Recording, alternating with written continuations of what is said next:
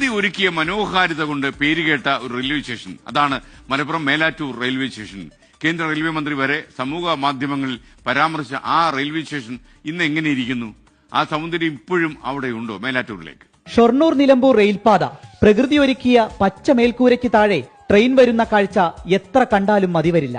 ഇതിലെ Melattur railway station ആ പാതയുടെ വശ്യ സൗന്ദര്യം കാണിച്ചു തന്നു. നിറയെ മരങ്ങൾ, ഒരു കുഞ്ഞു സ്റ്റേഷൻ, ഒരു സീനറി പോലെ, കഥാചിത്രം പോലെ മനസ്സിൽ ചില്ലിട്ടു വെക്കാൻ കഴിയുന്നവ.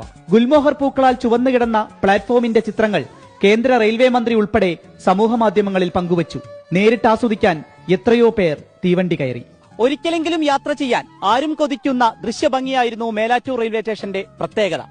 അതിലെ നയനമനോഹരമായ കാഴ്ചയായിരുന്നു ആ കോവിഡ് കാലത്ത് ഈ പ്ലാറ്റ്ഫോം നിറയെ ഗുൽമോഹർ പൂത്തുകിടന്നതൊക്കെ. ഇന്ന് ആ കാഴ്ചകളെല്ലാം തന്നെ വികസനത്തിന്റെ ഭാഗമായി മാറി. ഒരുപക്ഷെ ഇനി ഒരിക്കലും തിരിച്ചു കിട്ടാത്തവ. ഇപ്പോൾ നിലമ്പൂർ ഷൊർണൂർ പാത വൈദ്യുതീകരിച്ചു. അതിൽ ട്രാക്ഷൻ സബ്സ്റ്റേഷൻ മേലാറ്റൂരാണ്. കൂടാതെ ക്രോസിംഗ് സ്റ്റേഷനാക്കി ഉയർത്തുന്നു. അതിന്റെ ജോലികളാണ് പുരോഗമിക്കുന്നത്. പ്ലാറ്റ്ഫോമിലെ മരങ്ങളെല്ലാം മുറിച്ചുമാറ്റി.